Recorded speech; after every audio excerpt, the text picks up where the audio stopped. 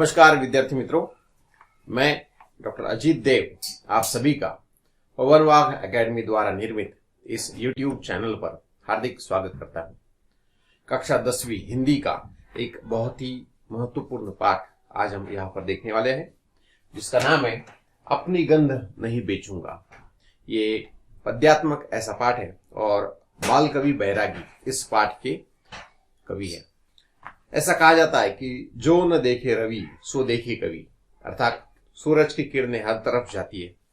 इसका अर्थ है कि सूरज की किरणें द्वारा हर एक चीज देखी जाती है, लेकिन अपनी कल्पना के परे जो बात होती है वो कवि के माध्यम से, शब्दों के माध्यम से जो है वो दिखाई देती है। तो यहाँ पर कवि ने फूल की इच्छा क्या है ये कल्पना करके मानव को एक संदेश दिया है कि जो आत्मसम्मान, जो गुण हमारे अंदर होता है, जिससे हमारी पहचान होती है, ऐसा गुण, ऐसी पहचान हमें किसी भी हालत में बेचनी नहीं चाहिए। अब बेचनी नहीं चाहिए इसका अर्थ होता है कि वो अपनी कशिश होती है, वो अपना रूह होता है, वो अपना आत्मसम्मान होता है। तो उस आत्मसम्मान को हमने कभी बेचना नहीं चाहिए। ठीक है, तो किस प्रकार कवि ये बात कह रहे हैं ये इस पद्य के माध्यम से हम देखेंगे। बाल कवि बैरागी, इनका परिचय हम यहाँ पर देख रहे हैं। इनका जन्म 1931 मंदसौर, ये मध्य प्रदेश में आता है, यहाँ पर हुआ, और इनकी मृत्यु 2018 में ही मंदसौर यहाँ पर हुई है। तो मध्य प्रदेश के ये निवासी है। परिचय इनका देखेंगे। जीवन के आरंभिक दिनों से ही संघर्ष को साथी बना, उन्हीं हालतों से प्रेरणा लेकर नंदराम दास बैरागी कविता के क्षेत्र में बाल कवि बैरागी के रूप में प्रतिष्ठित हुए हैं। आप साहित्य के साथ साथ राजनीति में भी सक्रिय है। आपकी रचनाएं ओज गुण संपन्न है। आपके जीवन का संघर्ष, जोश, ओज, हौसला और प्रेरणा शब्द रूप में कविताओं में ढल गए। आपने बच्चों के लिए भी बहुत सारे गीत लिखे हैं। इनकी प्रमुख कृतियां है गौरव गीत, दरत दीवानी, ये काव्य संग्रह और आदि। अब यहाँ पर कविता के कवि और लेखक किस प्रकार का जीवन जी चुके हैं और उनकी विचार शैली किस प्रकार की है, इसके आधार से वो काव्य कैसे बना है इसका एक अंदाज आ जाता है। तो यहाँ पे बचपन से ही कवि ने संघर्ष किया है, बचपन से ही वो अपने बलबूते पर खड़े हुए हैं और इसीलिए उनके काव्य में ओज दिखाई देता है। जोश, ओज, हौसला और प्रेरणा भरे शब्द इनके काव्य में दिखाई देते हैं। जिस व्यक्ति का जीवन संघर्ष में है उसके विचार भी उसी प्रकार के होते हैं, जो स्वयं को भी प्रेरित करता है और अपने साथ साथ औरों को भी प्रेरित करता है। तो यहाँ पे कवि के जीवन के बारे में यहाँ पर हमने देखा है कि बचपन से ही वो संघर्ष करते हुए, हालातों से जूझते हुए आगे बढ़े हैं। और नंद रामदास ये इनका मूल नाम है, लेकिन काव्य के रूप में बाल कवि इस नाम से भी जाने जाते हैं, क्योंकि बालकों के लिए, छोटे बच्चों के लिए बहुत सारे काव्य, बहुत सारा महत्वपूर्ण ऐसा अंश इन्होंने अपने काव्य के माध्यम से व्यक्त किया है। तो इस प्रकार बाल कवि बैरागी इनका परिचय है। और इस कविता में भी कवि क्या इच्छा रखते हैं, क्या मनीषा रखते हैं, वो हम देखेंगे। प्रस्तुत गीत में गीतकार ने फूल के स्वभाव की विशेषताएं बताते हुए कहा है कि किसी भी परिस्थिति में फूल अपनी गंध नहीं बेचता। फूल के इस स्वाभिमान को मनुष्य को भी अपनाना चाहिए। यहाँ पर एक फूल का वर्णन करते हुए यहाँ पर कवि कहना चाहते हैं कि चाहे कुछ भी हो जाए वो फूल अपनी गंध नहीं बेचता। अब गंध नहीं बेचता का अर्थ क्या होता है कि जब तक वो फूल अपने मूल स्रोत में है, मूल स्वभाव में है, मूल स्वरूप में है, उसकी गंध उसे छोड़कर नहीं जाती। अब ये बहुत ही प्राकृतिक नैसर्गिक बात है, लेकिन जैसे मैंने कहा था, आप कहोगे कि इसमें अलग क्या बात है, लेकिन हमने इस विषय को इस प्रकार देखा ही नहीं था जिस प्रकार कवि देख रहे हैं। कवि का कहना है कि वो मूल गंध जो है, उसका जो गुण है, वो किसी भी हालत में उसे छोड़कर नहीं जाता है। भले प्रकृति ने उसे वैसा बनाया है, लेकिन कवि इस बात को बहुत अलग पद्धति से देखते हैं। कवि का कहना है कि उसकी गंध यानी उसका एक आत्मसम्मान है कि वो अपने आत्मसम्मान को चाहे कुछ भी हो जाए, लेकिन वो अपने से दूर नहीं रखता। वो अपने आप को किसी को भी समर्पित कर दे, कोई भी उसे तोड़े, कोई भी उसे बेचे, किसी भी प्रकार के लोग उसे अपनाए। देखना, फूल जो होता है उसे कहा जाना है ये उसके हाथ में नहीं होता, ये उसके बस में नहीं होता। ये एक फूल होता है कि शायद वो उस पौधे पर ही मुरझा जाए, कोई फूल भाग्यवान होते हैं जो ईश्वर के चरणों पर अर्पित हो, कोई फूल उससे भी भाग्यवान होते हैं कि जो जहां पर सैनिक जा रहे हैं उन सैनिकों का सत्कार करने के लिए उनका प्रयोग हो, किसी की अंत्य यात्रा में उनका प्रयोग हो, या फिर कोई बच्चा उसे लेके तोड़ फोड़ कर उसे उसको बिल्कुल उसकी पूरी पंक्तियां निकाल कर फेंक दे, ऐसा भी शायद उसका भविष्य हो। या फिर कोई फूल ऐसा होता है जो मिट्टी में मिल जाता है। तो क्या हमें आगे जाके क्या करना है ये उस फूल के हाथ में नहीं होता है, बराबर। लेकिन एक बात उसके हाथ में निश्चित होती है कि उस फूल की जो सुगंध होती है, उसकी जो गंध होती है, वो गंध उस फूल से कोई भी दूर नहीं कर सकता है। और इसी बात को कवि ने उस फूल का स्वाभिमान कहा है कि वो स्वाभिमान अपने आप से वो कभी दूर नहीं होने देता। और ये बहुत ही महत्वपूर्ण ऐसी बात यहाँ पर कवि जो है हमें बताना चाह रहे हैं। देखिए, अपनी गंध नहीं बेचूंगा। अब यहाँ पे ये बेचना, ये जो शब्द है ना, दूर करना एक अलग बात होती है। बेचने का अर्थ होता है मानो अपने स्वार्थ के लिए कोई महत्वपूर्ण चीज जो है वो दे देना, उसके बदले में कुछ लेना। ओके, दान देना ये बात अलग, किसी पर परोपकार करना ये बात अलग, और कोई चीज बेचना ये बात अलग। तो यहां पर अपनी गंध नहीं बेचूंगा, इसका अर्थ अपना स्वाभिमान, अपना मान सम्मान नहीं बेचूंगा। ये शायद कवि की इच्छा है, मनीषा है, और वो फूल के माध्यम से वो यहां पर व्यक्त कर रहे हैं। देखिए, चाहे कभी सुमन बिक जाए, चाहे ये उपमन बिक जाए, चाहे सभी सुमन बिक जाए। सुमन यानी क्या? सुमन यानी फूल। वो कहते हैं कि सारे फूल बिक जाए, या ये पूरा उपमन, उपमन का अर्थ होता है मे भी जो बगीचा होता है उसको उपवन कहते हैं। चाहे 100 फागुन बिक जाए पर मैं गंध नहीं बेचूंगा, अपनी गंध नहीं बेचूंगा। फागुन का अर्थ होता है फाल्गुन मास, ठीक है, माह। इसमें तरह तरह के फूल जो है खिलते हैं, ठीक है।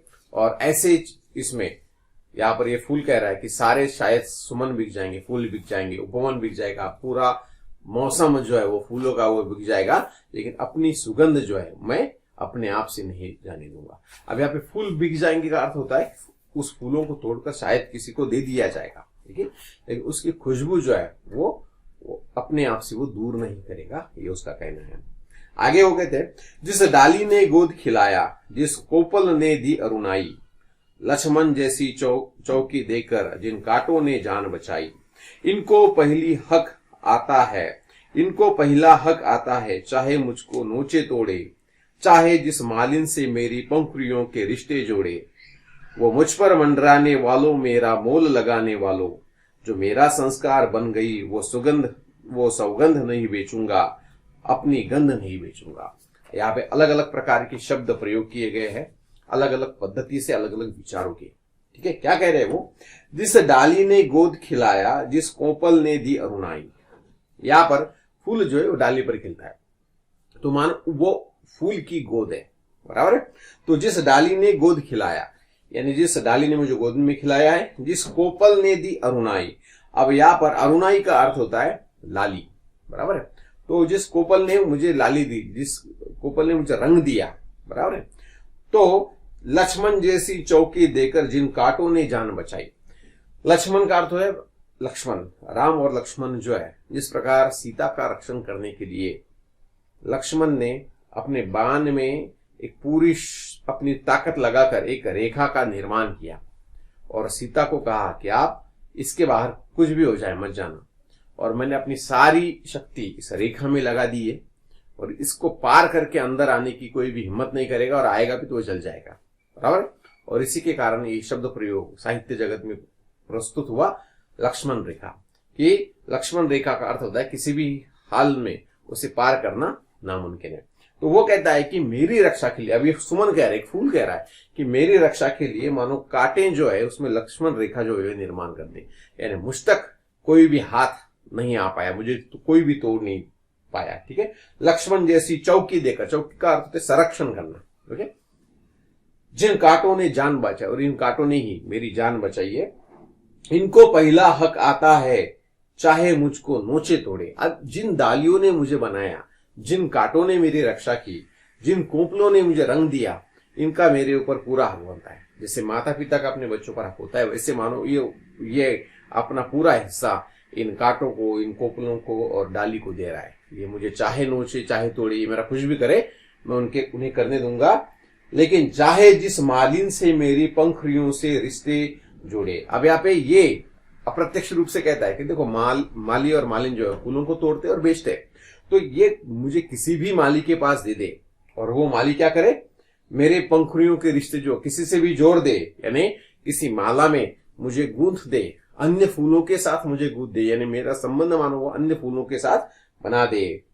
वो मुझ पर मंडराने वालों, मेरा मोल लगाने वालों, मुझ पर मंडराने वालों, ये जो अलग अलग प्रकार के जो कीड़े मकोड़े उस पर मंडराते हैं, या फिर उन फूलों को देखकर लोग भी आकर्षित होते हैं, तो लोग भी उन पर मंडरा रहे हैं, ऐसा उनका कहने का एक अर्थ है।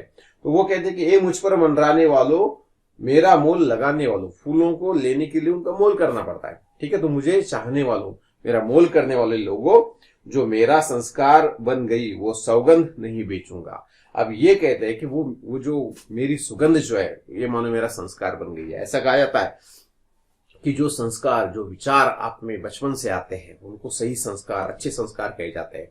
तो ये सुगंध यानी इस फूल में आए हुए उसके संस्कार है। और वो कहता है कि ये संस्कार मैं किसी भी हालत में जो है वो बिकने नहीं दूंगा, अपनी गंध नहीं बेचूंगा, ठीक है। तो ये अपनी गंध नहीं बेचूंगा। अब कवि अप्रत्यक्ष रूप से मानव को ये कह रहा है कि जो अच्छी बातें हैं, ये संस्कार यानी हमें विचारों के रूप में हमारे बचपन में दी गई अच्छी बातों का संस्कार है, बराबर। और किसी भी हालत में ये संस्कार बिकने मत दो। किसी भी हालत में आपके अंदर के जो गुण है, उन गुणों को कोई खरीदना चाहे तो उसे मत खरीदने देना, वो वैसे ही कायम रखना, ठीक है। मौसम से क्या लेना मुझको, ये तो आएगा जाएगा, दाता होगा तो दे देगा, खाता होगा तो खाएगा। कोमल भंवरों के सुर सरगम, पतझरों का रोना धोना, मुझ पर क्या अंतर लाएगा, पिचकारी का जादू टोना। ओ नीलाम लगाने वालों, पल पल दाम बढ़ाने वालों, मैंने जो कर लिया स्वयं से, वो अनुबंध नहीं बेचूंगा, अपनी गंध नहीं बेचूंगा। अनुबंध का अर्थ होता है रिश्ता, कि जो मेरा और मेरी सुगंध का रिश्ता बना है वो किसी भी हालत में मैं टूटने नहीं दूंगा, ठीक है। वो कहता है कि जगत में कई अलग अलग चीजें होती रहती है, उन चीजों का मुझे कुछ लेना देना नहीं है।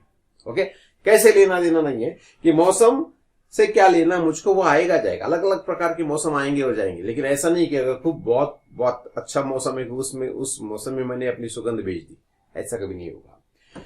और जो दाता है वो देता है, और जो खाने वाला है उसे जो भी मिलता है वो खाएगा, ठीक है। यानी अब वो स्वयं के बारे में कहता है, ईश्वर ने वो गुण दिए, लेकिन मेरे गुणों के आधार पर मुझे कोई बेचता है तो उसका वो फायदा रहेगा, ठीक है। कोमल भंवरों के सुर सरगम, पतझड़ का रोना धोना। अब यहाँ पे मेरे आसपास कई भंवरे मंडराएंगे, पतझड़ जो आती रहेगी जाती रहेगी। पतझड़ का अर्थ होता है सारे सृष्टि जहां पर है वहां पर पौधों की, पेड़ों के पत्ते गिर जाते हैं, सब रूखापन दिखाई देता है। तो पतझड़ आएगी, बाहर आएगी। रोना धोना मीन्स बारिश जो है उस गिरने को रोना धोना कहते हैं। ये सब होता जाएगा। और पिचकारी का अर्थ होता है पानी का पड़ना।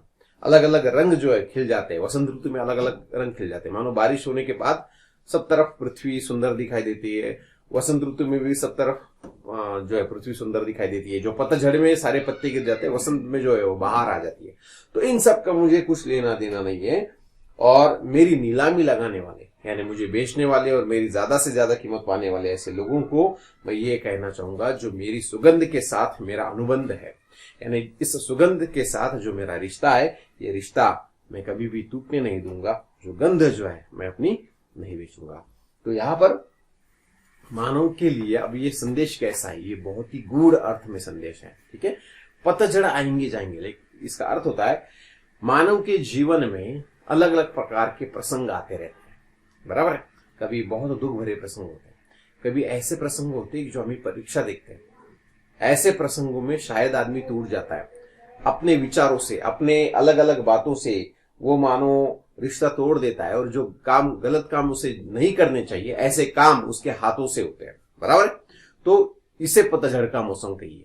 कभी कभी जिंदगी में ऐसे क्षण आते हैं कि बहुत ही आनंद के होते हैं, किसी भी प्रकार का दुख आपके आसपास भी मंडराता नहीं, तो मानो ये मानो वसंत है, ये मानो बहार है, ये मानो रौनक है, ये मानो बारिश है, बराबर। तो मानो सब तरफ जादू सा छा गया है, सब तरफ खुशी खुशी है। यहाँ पर किसी भी स्थिति में मानव को अपने विचारों से, अपने तत्वों से जो है दूर नहीं होना चाहिए। ठीक है, उस पर जो सुसंस्कार हुए हैं, जो उसके अच्छी बातें उसमें हैं, उन बातों से उसको कभी भी रिश्ता तोड़ना नहीं चाहिए। और यही इस काव्य के माध्यम से, इन पंक्तियों के माध्यम से कवि कह रहे हैं, वो किसी भी प्रकार का मौसम आए जाए, पतझड़ आए, वसंत आए, बाहर आए, उसे कहता है कि मुझे इससे कुछ लेना देना नहीं है, लेकिन जो मेरे सुगंध के साथ मेरा अनुबंध है, ठीक है, इन विचारों के साथ जो मेरा अनुबंध है, उन विचारों से मैं कभी भी दूर नहीं जाऊंगा। अगले इसमें वो कहते हैं, मुझको मेरा अंत पता है, पंखुरी पंखुरी झर जाऊंगा। अब यहाँ पे इस फूल का अंत क्या है, ये उसे खुद को पता है।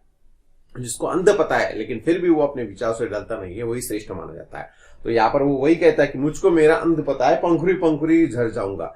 आपने फूलों को देखा होगा, उनका अंत क्या होता है, वो सूख जाते हैं, उनकी पंखुरिया जो है, यानी मराठी में जब पाकळ्या म्हणतो, बरोबर। तो ये पंखुरिया जो है ये बिखर जाती है, इसको ही झुर जाती है, ऐसा झर जाती है, ऐसा कहा जाता है।